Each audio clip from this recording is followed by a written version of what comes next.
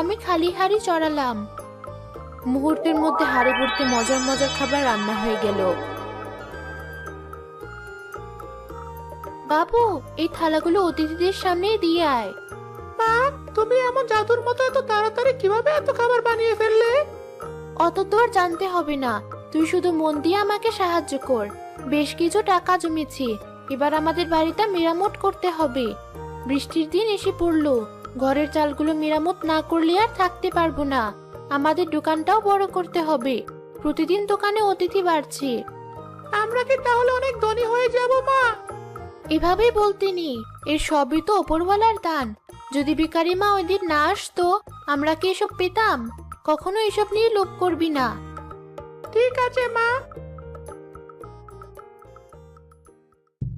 এক বিকেলে রাজার পেয়াদা ঘোষণা দিতে এলো গ্রামে। শোনো শোনো শোনো গ্রামবাসী, আমাদের রাজ্যের একমাত্র রাজকন্যা মণিমালার শুভ বিবাহ ঠিক হয়েছে। বিবাহের অনুষ্ঠানে বিভিন্ন রাজ্য ও দেশ বিদেশ থেকে অতিথিরা আসবেন। রাজকীয় এক বিবাহের অনুষ্ঠান আয়োজন করা হবে।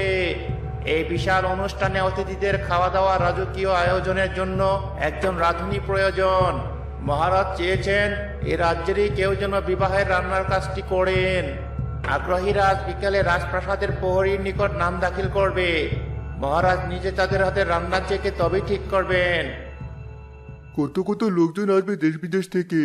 এত লোকের রান্না কারো একার পক্ষে রাঁধা সম্ভব? একটু ভুলভাল হলেই তো গর্দানটা যাবে।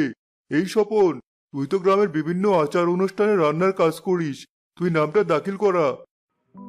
না বাবা, আমি ছোটখাটো অনুষ্ঠানে রান্নার কাজ করি। রাজকন্যার বিয়ে, সে তো এলাহি ব্যাপার।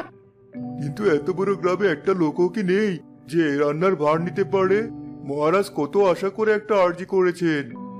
আচ্ছা, আমরা মিতা আপার কথা ভুলে গেলাম কি করে? সে তো রোজ শত শত লোকের রান্না চোখের পলকে করে ফেলে। আমরা ওকে গিয়ে খবরটা দেই, চল। মিতা আপা, বাড়ি আছো? কি ব্যাপার স্বপন?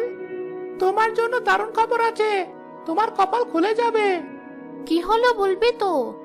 আমাদের রাজকন্যা মণিমালার বিবাহের দিন ঠিক হয়েছে। বিশাল আয়োজন করা হবে। মহারাজ চাইছেন গ্রামেরই কোনো রাঁধুনি অনুষ্ঠানে রান্না বান্নার ভার নেই।